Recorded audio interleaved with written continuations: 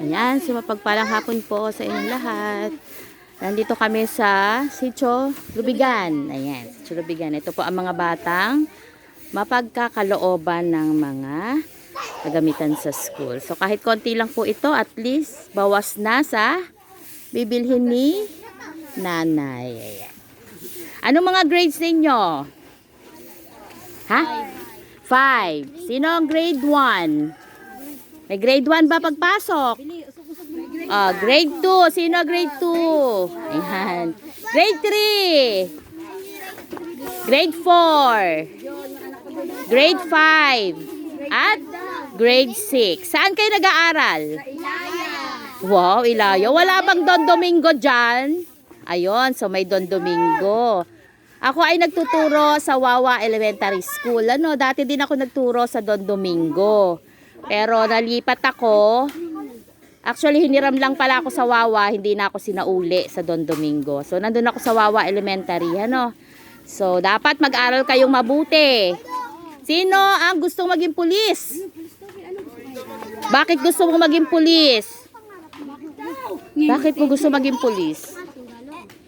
Ha? Sundalo ako. Sundalo. Bakit mo gusto maging sundalo? No, sino gusto maging doktor? Sino ang gusto maging teacher? Ayun, so medyo madami. Bakit mo gusto mag-teacher? Ako, papalulungan yung mga batang hindi marunong magbasa. Ayun, para matulungan daw yung mga batang hindi marunong magbasa. O sino pa? Ano pa mga sundalo? Sino yung nagsabi sundalo? Ito, Bakit mo gusto maging sundalo? yan, naka-vlog Ha? Sagot, bakit daw gusto mo maging So makikita ka sa TV, bakit gusto mo maging sundalo? Bakit? Ayaw daw.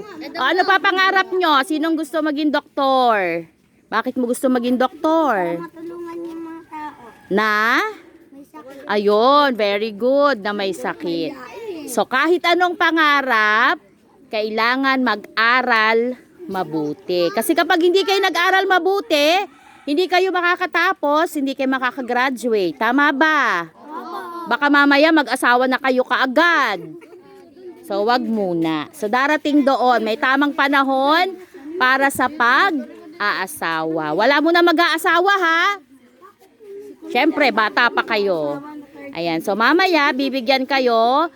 Kung mabibigyan kayo ng gamit, magpasalamat para maganda kasi yun. Yung nagpapasalamat kapag may nagbibigay ng biyaya. So, kasama ko si Kalingap Edward T. Suportahan natin yung channel niya kasi marami na siyang natutulungan sa pamamagitan ng mga sponsors. So, hindi rin lang naman sa amin naggagaling, meron din pong nagbibigay. Para maipaabot sa inyo, lang po siya, nagiging daan lang si Kalingap Edward T.